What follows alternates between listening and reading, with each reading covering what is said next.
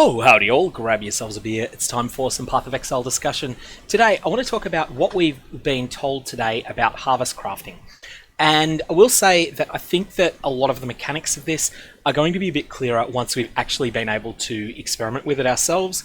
Quite often it can be hard to write up, essentially, a technical manual for how to carry out all sorts of crafts without seeing it. And I think it will be easy once we sort of play around with it and learn how it works by doing it. Anyways, you'll find seed caches in each area, and you'll be able to port to this zone called the Sacred Grove, where your seeds can be planted, grown, and harvested for raw life force.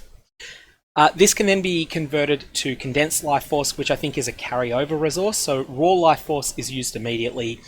Condensed is more like the currency that's in your stash tab. It just sort of sits there. At least that's my understanding. And then condensed life force is an additional prerequisite to use higher tier seeds. Now, what I'm seeing here is a theme where low tier seeds are very flexible. You can craft them wherever you want, and importantly, you can harvest them in small groups. So this means that with the tier 1 seeds, you can just plant them on their own and have a very easy fight. However, if you want to get benefits from the tier 2, tier 3 and higher seeds, what you're going to need to do is to harvest these when they're surrounded by other monsters as well. So the seeds grow into monsters, and then you fight the monsters, and then you get the reward. So this means that if you want to plant a tier 2 seed, you should expect a sizable chunk of monsters out of that. And if you're planting tier 3, expect to have a much bigger pack of monsters. I expect that the tier 4 ones, which are linked to the bosses, will end up being massive fights. Then there's various collectors and dispersers. I think we're just going to have to play around with these, learn how they work in practice. And, just see. I think they all seem pretty straightforward. They let you just sort of store up your life force to use on later crafts and to use to power later seed growing. You'll also get a warning if you've planted a seed that for some reason can't grow. So tier 2 and higher seeds have various requirements, like being surrounded by other seeds or having certain amounts of life force near them. This again is about making sure that in order to get access to these potentially more powerful and certainly more unique crafts, that you need to kill more powerful or larger numbers of monsters. We also have these various pylons which connect things together, and apparently you can buy a bunch of these off the NPC, so you'll get given a few to start with, and then you can buy more of them. Okay, so there is also an option to just automatically plant your low tier seeds. This actually will automatically plant anything, but they recommend using it on low tier seeds. That seems like it's quite a sensible option. You'll then plant your seeds, then go and piss off and do some maps for a while, and then you'll come back and you'll be able to harvest them.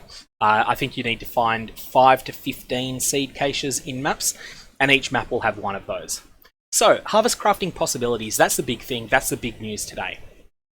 There's a number of ones that are very similar to this Wild Ursuling Seed Tier 1, where there's a few things that it can be. So you'll plant one of these seeds, and you'll get one of these at random, and there will be a heavy bias against the very best outcomes.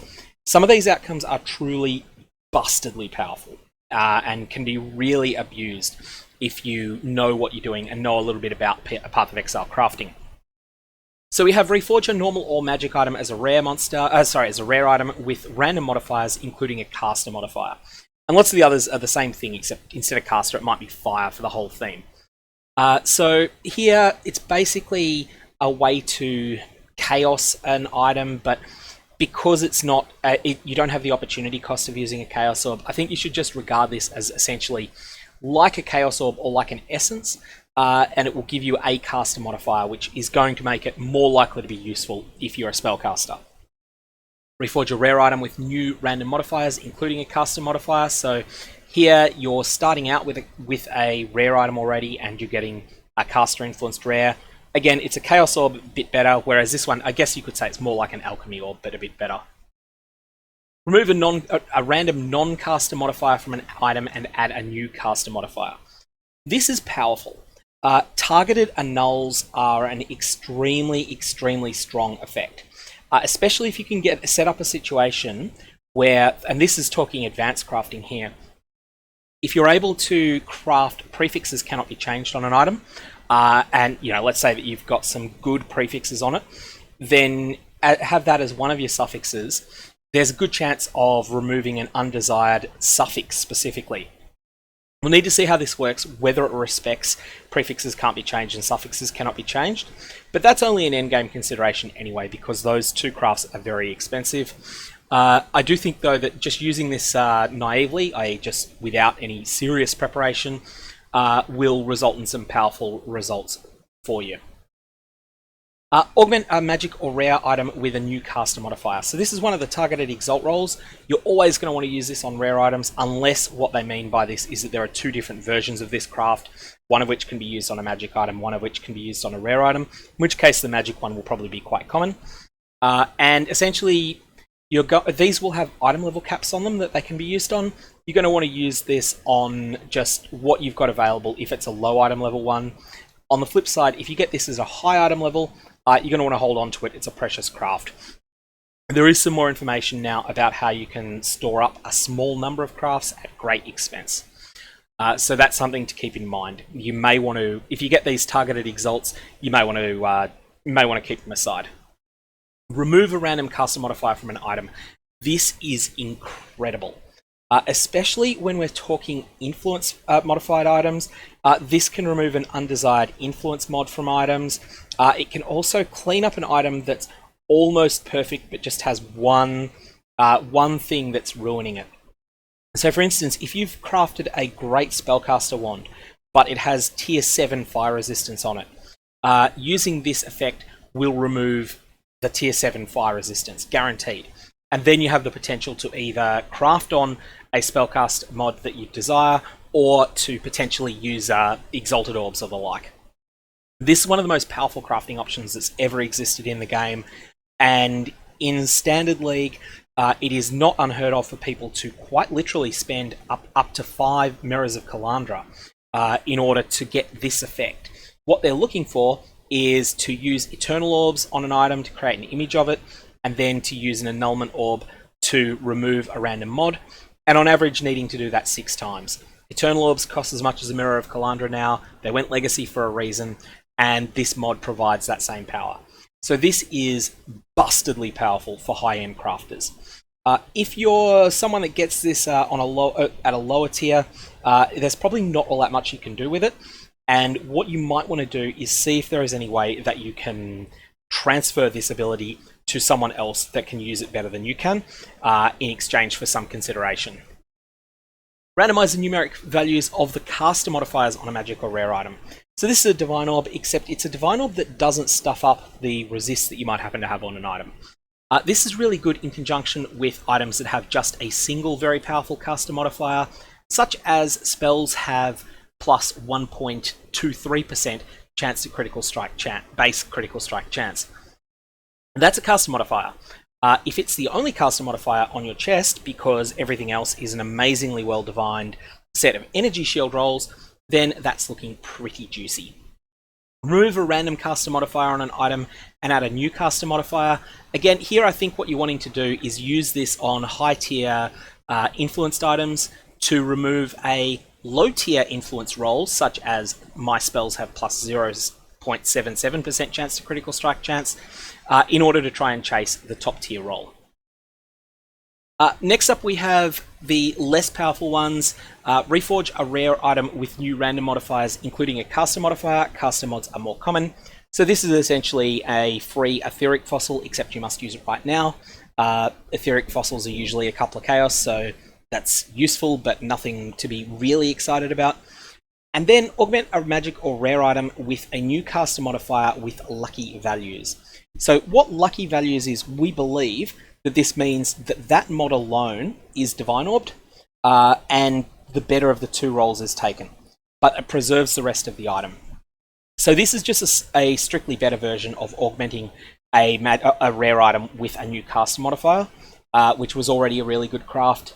It does the same thing, it just does it a bit better. Now, this is the caster modifier effects. Then we have the physical modifier effects, which are very similar. However, physical modifiers have a few nuances, because One of the key things you're going to want to do here is actually remove physical modifiers from items. The reason for that is that weapons that are focused on dealing elemental damage kind of get ruined if they have a mod wasted on physical damage modifiers. So removing a physical modifier is probably going to be the most useful of these. Additionally, you've got the ability to exalt an item with a new physical modifier. One drawback that you've got here, though, is that the physical modifiers... Oh, sorry, that's not the one I'm looking for. That's the one I'm looking for. Augment a magical rare item with a new physical mod with lucky values. One thing that you would want to keep in mind here is that physical modifiers have... The very good ones are very rare. Additionally, one thing that needs to be said is that the highly desired Crusader Explodey Chest mod, this is very rare, but it is a physical mod.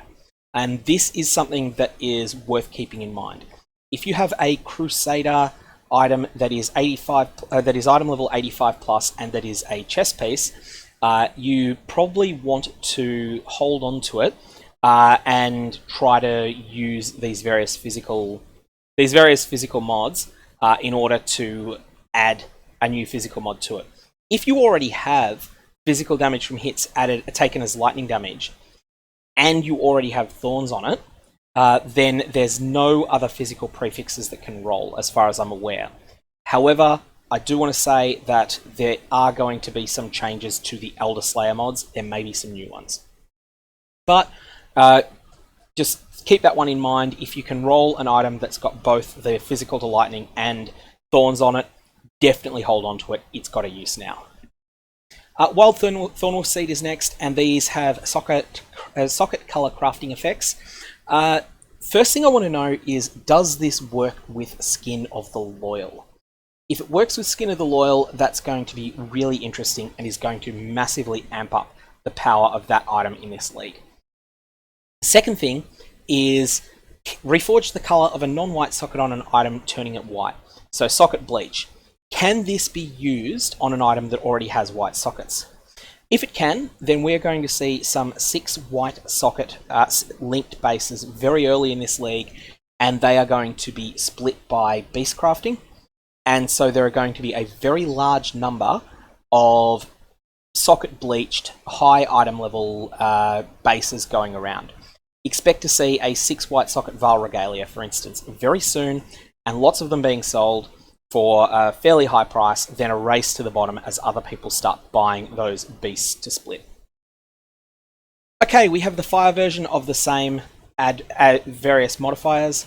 And we have something that's interesting here where you simulate currency mods multiple times and use an item that a computer determines is probably the best one. So reforges the number of sockets on an item 10 times, taking the outcome with the greatest number of sockets. This is essentially 10 free Jeweler's Orbs. You're going to be happy with that, but it's also not particularly outstanding. Likewise, you've got the same thing with links. Then we have this interesting one, which reforges the colors of sockets on an item 10 times, using the outcome with the greatest number of uncommon socket colors. So if you're not aware of this, strength requirements on an item bias chromatic orbs that are used on it towards giving red sockets. Dexterity requirements bias it towards a green socket, and intelligence requirements bias towards blue sockets. This bias is strong. This is not a particularly good roll. But, you know, by all means, use it if you get it and you want something, you want some off colors, but this is not going to do much for you. Then there's various qualities, effects, and then there's this one that functions as 10 chance scours. So it will either stop at rare or at unique. That's probably the best one. It's essentially 9 scouring orbs and 10 chance orbs on an item. Reforging a rare item with new random modifiers 10 times, using the outcome with the highest average modifier level. This one is interesting. I don't think it's very powerful. Obviously, it's hard capped at the benefits of 10 Chaos Orbs. But the niche case in which I would use this is if you get a 2 influenced jewelry item from the new Divination card. I do think that with rings, you've got a good potential to get something okay with this. Likewise with amulets that are Hunter plus one other influence. I think they have a good chance, or even just pure Hunter amulets. If you get this, I would suggest that you keep an item level 82 or higher Hunter amulet in your inventory all the time. And if you attempt to craft a +2 to skill gems amulet with an Awakener's Orb, and then you brick it with later crafting, hold on to that base, and then use it every time you get this roll. The reason for that is that when you add influence mods into the pool, there's a larger number of potentially desirable mods that have a high average modifier level, or that have a high modifier level. So there's more potential for them to be good. I still don't think that this is anything close to a premium craft. While Bristlebeast Grain, this has been nerfed considerably from what was originally revealed, which is probably for the best, although I was looking forward to crafting ridiculous, lightning damage per dexterity, stacking bows, and things like that. So now what we get is just the ability to change one resistance into another. This is useful, but it's not particularly powerful. Definitely just use these frivolously, use them on your own gear, and waste them somewhat, and be happy with them because they'll make gearing up easier. One thing that you might be able to do with this is use the crafting bench. Say you've got an item that you would like to have an additional resistance on. So let's say you get a good ring, it's got good prefixes, and it has the suffix 48% cold resist. You're pretty happy with this ring, but it's got 2 empty suffix slots. What you could conceivably do is craft lightning resistance on it, then use this, change a modifier that grants lightning resist into a similar tier mod that grants fire resist, and see if it removes the crafted lightning and adds a permanent lightning resist. If this works, then use the crafting bench and stick lightning resistance on it again. I don't know if that's going to work or not, but it's certainly something that jumps out at me. Next up, we have the currency item exchange. The way that I would see this is just imagine that it is loot and that you're being given whatever you're receiving as the new reward here. So for instance, if you get this first one, just imagine that you're being given a Divine Orb. Sometimes it will not be worth using some of these. Orbs of Augmentation might be worth less than Regal Orbs in some economies. Likewise, Alchemy Orbs very early on, an Alchemy Orb is going to be worth more than 2 chisels. So it's possible that you might not want to use these. And likewise, late in a league, Val Orbs are often worth more than double the price of an Orb of Regret. But I suggest that you just, generally speaking, always accept these offers unless the life force cost is too high. There is a better version of this that can give Exalted Orbs as well. Next up we have Wild Homunculus Grain. This is going to be something where you're going to want to keep. In a trade league, you want to keep a large stack of whatever the undesirable fossil turns out to be. So let's say that in this league, no one cares about metallic fossils. Then what you want to do is keep a stack of 20 of them and just feed it to this. You want to do the same with essences, although that probably is going to matter less. And I expect you will be using this on the to go away from Hysteria essences towards one of the other corrupted essences usually. Delirium Orbs are much more impactful. Definitely be on the lookout to buy Armorer's Delirium Orbs, Singular Delirium Orbs, and Weaponsmith ones. Stacks of Oil, again, this is going to probably almost always turn your Amber Oils into some other low oil. Use it when you've got it, but don't expect much out of it. Catalysts, I don't know how rare Catalysts will be this league. They were very rare in Metamorph. They were very cheap in the Delirium League, so we're just going to have to see if this is worth doing. We have all of these interesting sacrifice a map options to get yourself a Zana crafting option. These are interesting, and the reason they're interesting... Yeah, so it's an opportunity to use some of the excess maps that you loot, because whilst not necessarily on day 1 or 2 of a league, you will have a shitload of extra maps. That's just the way the game's been going in recent years, or not recent years, in recent leagues. You will end up with a lot of maps, and this gives some use to some of them. I'm interested to see just how significant this infused element is as well. Does adding an infused Harbinger craft, does that just give you a little bit of extra, a couple more harbingers, or does it give you a lot more? We're going to find that out. Okay, Wild Spikeback Grain. This is a monstrously powerful thing. So, let's leave aside the last two for the moment. Reroll a rare being much less likely to receive the same modifier types, or much more likely to receive the same modifier types. Those we need to see in practice. But keeping all prefixes or keeping all suffixes, this is an incredibly powerful craft. In fact, at the moment, the primary reason Exalted Orbs are so expensive in trade softcore leagues is that the way that almost every Mera tier item is created is by paying 2 Exalts to use the craft that removes all the 2 Exalts to use the craft, add the suffix, prefixes on this item cannot be changed, and then a Scouring Orb. Then you will then use an Exalted Orb or 2 to add new mods to the item, and if you don't hit the desired ones, you'll lock the prefixes again, paying another 2 Exalt for that, and scour it again. This is doing all of that at once. This is going to cause a massive increase in the power of items that are available in the league, and it's also going to cause a massive decrease in the demand for Exalted Orbs. I'm interested to see how this plays out, but I think that this might be the first league in a long time that Exalted Orbs will not be in the 120 to 100 to 200 Chaos Orb range.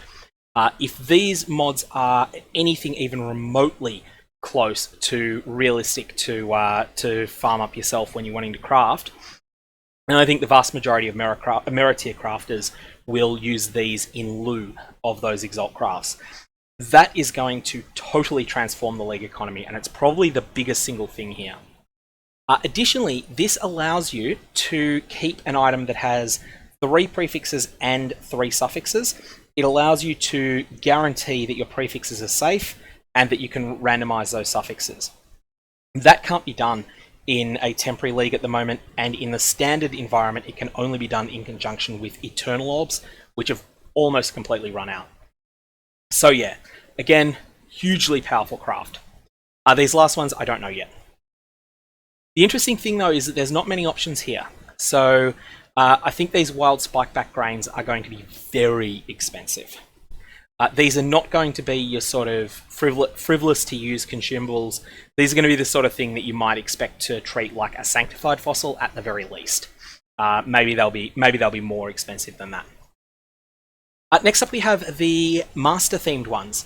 So sacrifice a map to gain 3 missions from one master or 5 missions distributed between all of them. So again, this is a use for excess maps, and master missions are really powerful, so this is going to be something that people will like using. Also, this is going to make it so that you can, assuming that you can get your hands on these Wild Bristle Matron Bulbs in quantity, this is going to make it so that the scarabs that replicate these are not going to be as important. Next up we have the Wild Hellion Alpha Bulb. So this is something I've just got to see. Sacrifice a weapon or armor to create a piece of jewelry or a jewel with similar modifiers.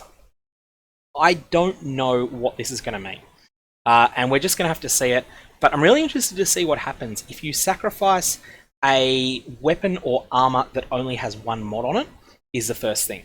The second thing I'm interested to see is what happens if you sacrifice a weapon or armor that has influence mods on it. Can you cheese it towards deterministically rolling a piece of jewelry with influence mods, and what happens to influence mods with a jewel? What if you have a piece of weaponry that has only 1 mod, and that 1 mod is a really unique influence mod? Again, we're just going to have to find that out. Thornmaw Bulb is, again, crafting consumables. So sacrifice maps to generate fragments, sacrifice maps to generate map currency, scarabs, but then these important ones at the end: Elder Guardian Occupied Map, Shaper Guardian Map, and Unique Synthesis Maps. So Unique Synthesis Maps are going to be Cortex or Bust, but these are going to be really powerful, and this is going to be something that you're going to have your eyes on once you get solidly into endgame and you've got spare tier 14 maps, because the chance of getting a Unique Synthesis Map from this is going to be worth something.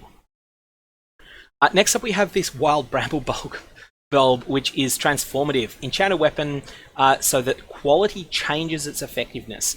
Instead of giving physical damage, it grants some other effect. These are really strong for anyone that is making a caster, or for anyone that is making an elemental damage attack build. Really, really, really good stuff here. Wild Infestation Queen Bulb. This one, we just have no idea what it does. And then we have this Wild Thorn Fruit, which is a totally unique one, which relates to fractured items. Fractured items were something from Synthesis, and what they do is they're an item that doesn't have the flexibility to gain influence, but one of the mods on it, or potentially more than one, but it seems like it's only one mod from these, one of them cannot be re-rolled by any type of currency. This is really powerful, especially given that I think you will be able to craft an item. Let's take a powerful use case of this.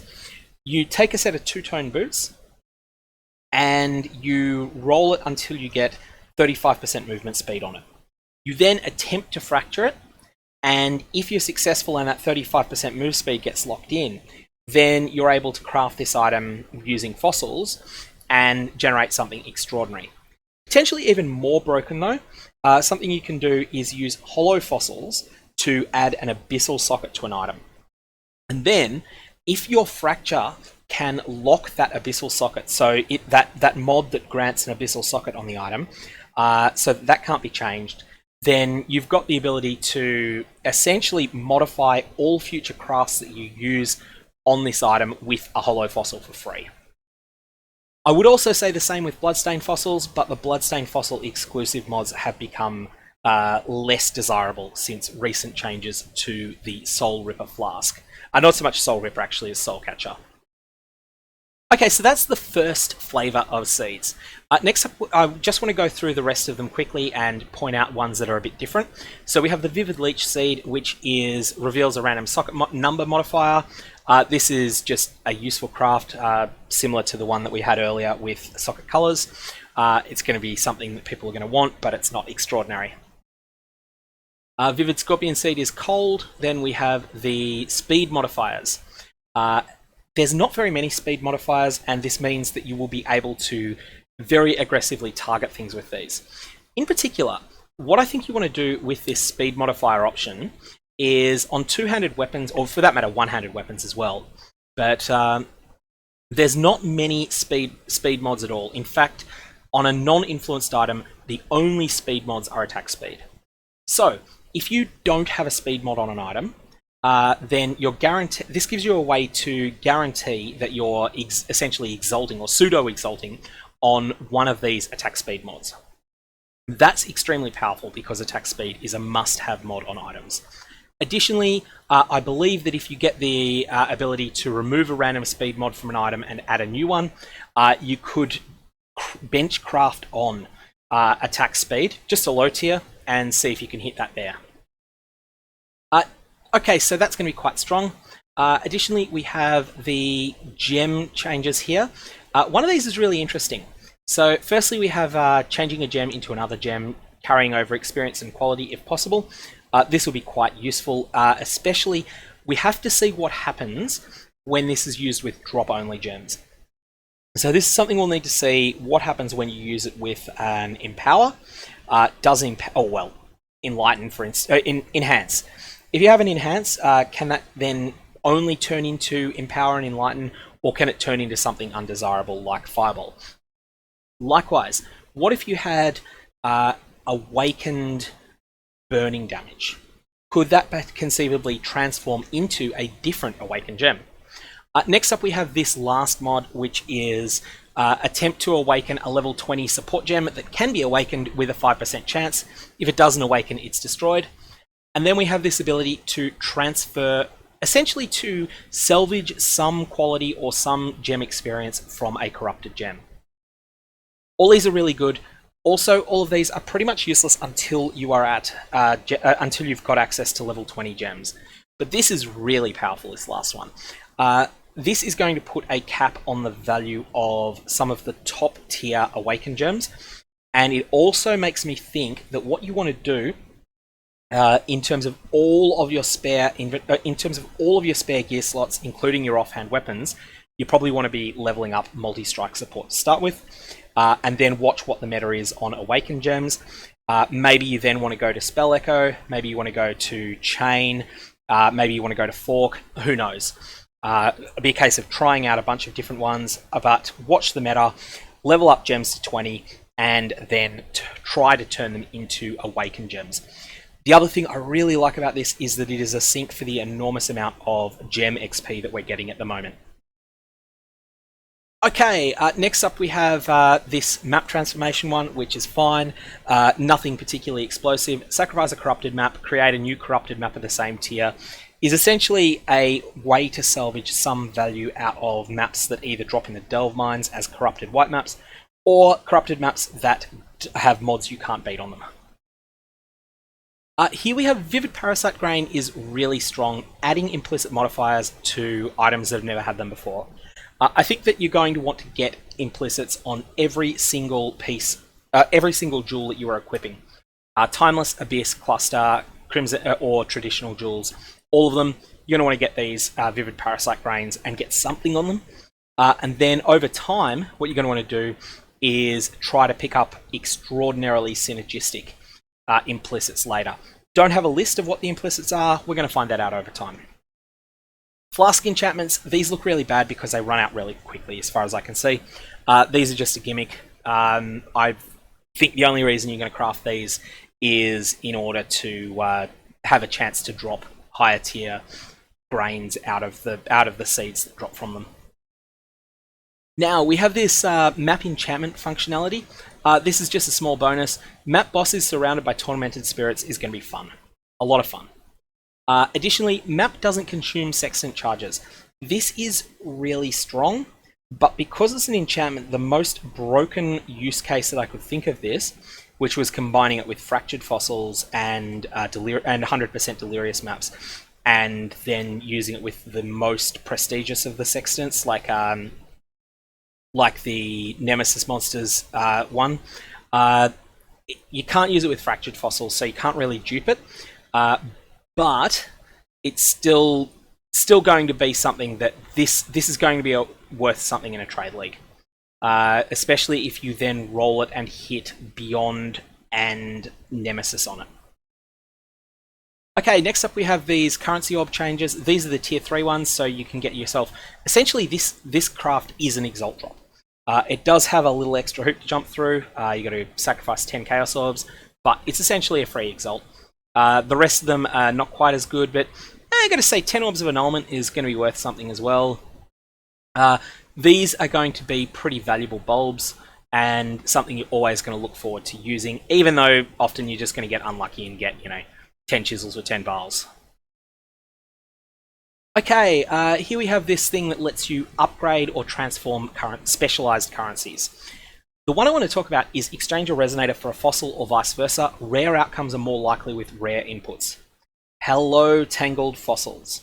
Tangled Fossils, I think, because they're one of the rarest fossils, but they're also just not in very much demand. Likewise, Bloodstained Fossils possibly as well.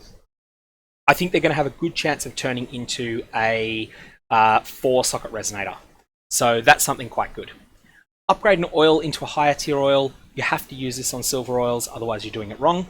Obviously, if you don't own a silver oil and you're in solo self-found, well, use the highest you've got. But in a trade league, this is silver to gold. Engineer's Orb to an Infused Engineer's Orb.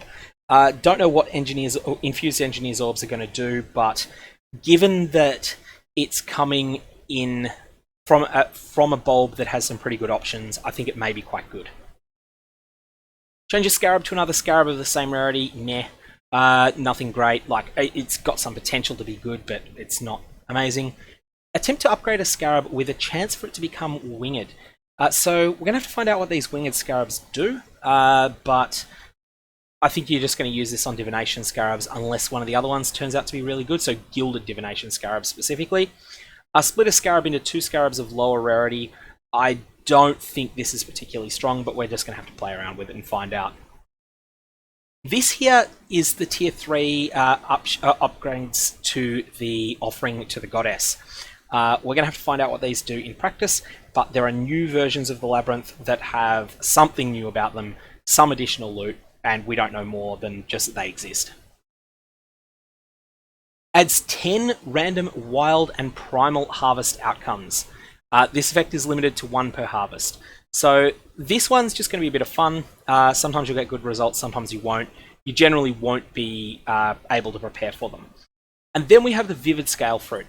This allows you to give an item a synthesized implicit modifier when harvested. So Synthesis had lots of ways that you could upgrade items that were not deterministic, but that you could bias towards good results with. They're not in the game anymore, but this provides a new way to hunt down some of the better synthesized implicits. What I think you're going to want to do with this, you're going to want to find high item level bows and high item level two-handed weapons because they have the best possible synthesis results. You will also want to use high item level jewelry. All of these have a lot of potential. And when I mention jewelry, sorry, I said jewelry in general, but I think I really mean rings.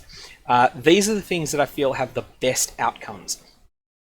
Previously, the most exciting of the synthesized mods was actually found on boots, which was Permanent Onslaught, but these days Tailwind is better. So for that reason, yeah, use this when you get this. Use this on high item level rings, so 80, just on 86 because it's tier 4. You want to use the best. Item level 86 rings, item level 86 weapons. The links don't matter on the weapons because if you get something great, then you're going to link it. And the thing you want to look for on weapons is a mod that reads enemies that you kill explode, dealing 5% of their life as physical damage. If you get that, you have hit a massive jackpot. Depending upon the rarity, don't sell that for less than a couple of Mirrors of Kalandra. It's going to be worth a lot. Okay, next up we have the random defense modifiers. Again, very similar to other things, lightning modifiers. Reforging links. So this is going to be interesting. I think that five links will probably be quite common. So if you can get 5 links easily with this, and then 6 links will be rare, that's something that will make it easier to perhaps skip over the tabula rasa step when you're gearing up. Chaos modifiers, very similar. Now here we have an interesting one. Transforming uniques. So change a unique into another unique item. This is essentially not much different to just getting a unique item for free. Change a unique into a unique weapon, again, is pretty similar to just getting a unique weapon for free. But there's a little bit more that comes out when you're getting belts. Belts presumably have a slim chance to be Headhunter, and additionally there's a couple of rings, unique rings and amulets that can be worth a bit more as well. So I think there's a little bit more hope in this one. This is one of the more powerful options here. Then we have this interesting one. Change a unique weapon into a unique weapon of the same type, and likewise the same here. You're pretty much always going to want to use this one on belts. The key thing that we need to know is what exactly type means. We're going to find this out by experimentation. Does type mean the exact same type? So if you have a leather belt unique, does it stay a leather belt or does it just stay a belt? I think it will just stay a belt, but if I'm wrong, then you're definitely always going to want to use a leather belt on this. So Wormsmelt will be good. Change a unique jewel into another unique jewel is a total lottery, but there are a number of good unique jewels. Primal Rex Grain is going to be fun. So change a divination card into another random div card. I'm just assuming that this is a stacked deck, essentially, except with an extra step. Sacrifice a stack of divination cards for that many different divination cards. For this reason, you are going to want to keep large quantities of the bad div cards. So add Rain of Chaos back to your loot filter. Add Her Mask to your loot filter. Pick them up because I think you're going to want to use this. I don't know if a stack means one complete set. If it does, Her Mask isn't worth bothering with. You'll want to use something like Rain of Chaos. But if you can put in 320 her Masks, then you're going to want to do that. Sacrifice up to half a stack of divination cards. I think actually that probably answers that question. So Yeah, use the larger sets. Things like the set of 8 for a Chaos Orb, the set of, I think it's 12 for a Parandus's Gold Ring. There's a bunch of other undesired divination cards that will be useful here. Sacrifice up to half a stack of div cards to receive between 0 and twice that amount of the same card. This is... I don't know how this is going to be weighted. I don't know whether it's going to be biased in your favour or against your favour, but this is going to cause some hilarious moments, and I think is probably being put in primarily for the benefit of Twitch streamers and their viewers. I think I might feel myself compelled to do this with a high-value divination card at some point during the league, whether that be a stack of 4 Doctors, or whether it be something a little bit cheaper like a bunch of Alluring Bounties. We'll have to see. But this could be fun. Here we have a functionality to change fragments around, useful but not particularly valuable. Critical strike modifiers. This is interesting. So the ability to add or remove crit strike mods is going to be quite powerful.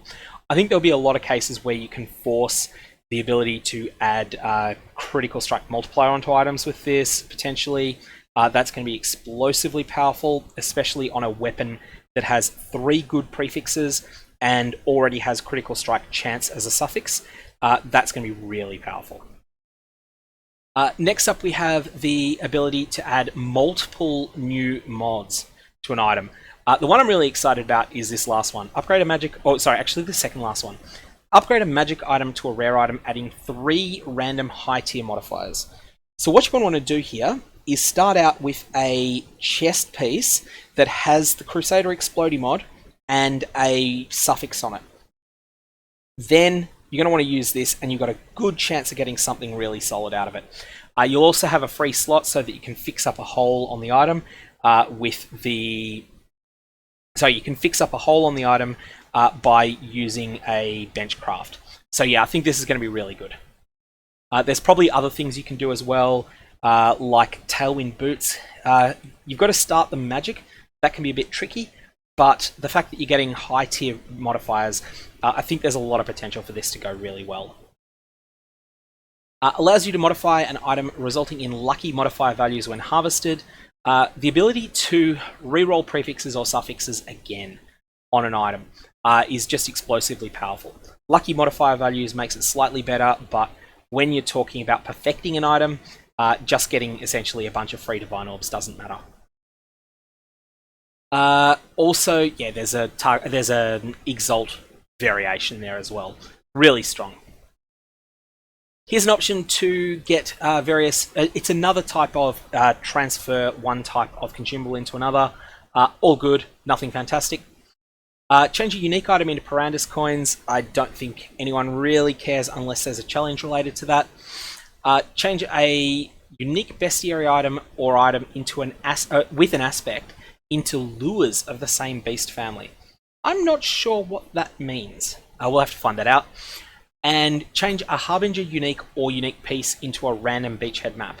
There is an empowered beachhead. There is a tier 16 beachhead, and there's also a number of scrolls that appear to upgrade the Harbinger unique items as well. So there's a potential, we don't yet know what these new versions of the Harbinger items do, there's a potential for them to be really good. Okay, now we have the ability to add influence modifiers to items. So add a random influence to a normal magic or rare item that isn't influenced. Sorry, weapon and then armor and jewelry. This is going to be a useful way of essentially mimicking the effect of Conqueror's Exalted Orbs, but probably at a lower price. The best use case for this is undoubtedly going to be item level 86 two-tone boots, because almost every influence type is useful to some build, and two-tone boots are just really good. So I think that that's going to be the use for this. And given that, armor is what's involved there, I'm trying to think how you would use weapons with random influences less valuable. Jewelry, though, I think you would want to use on an amulet. So lots of potential power here. I think that picking up item level 86 amulets is going to have a use, as well as picking up item level 86 two-tone boots, which are always worthwhile. Weapons, again, I'm not so sure about, but there'll be some niche uses for them. Here's this thing that, again, a way of changing what quality does. This is going to be potentially really quite strong, I think. Remember that the Beastcraft exists that corrupts an item and changes its quality to 30. Now we have this ability, double a life force granted by other seeds. So that's just a bonus if you plant a massive lot and you need life forced. And then we have this thing that reveals a random crafting effect for influenced items. So all of these influence changing things are at the highest tier. So they're not going to be something you're going to get to use much. But augment an item with a new influence modifier, with or without lucky values, is incredibly powerful. Remove a random influence modifier from an item is just ungodly powerful because quite often they'll only have one. Augment an item with a new influence modifier is very strong, but the crucial one is this. Remove a non-influence modifier and add a new influence modifier, or remove a random influence mod and add a new influence mod. These are the god tier mods here. So you can set up a situation where you have say you've put a Redeemer's Exalt on a helmet and you've missed what you're going for. You can use this repeatedly, assuming you can source enough Primal Blister Fruits. Use it repeatedly and keep going until you get the amazing finishing touch on your helmet that you are looking for. This is going to be very much an endgame crafter's delight here, and there's going to be a lot of really broken things you can do with it. Anyways, I'm going to leave it there. This was intended originally to be a really short video, and then it's sort of blown out to 3/4 of an hour because there's so much to discuss. But that's going to be stuff I'm really looking forward to playing with in the game.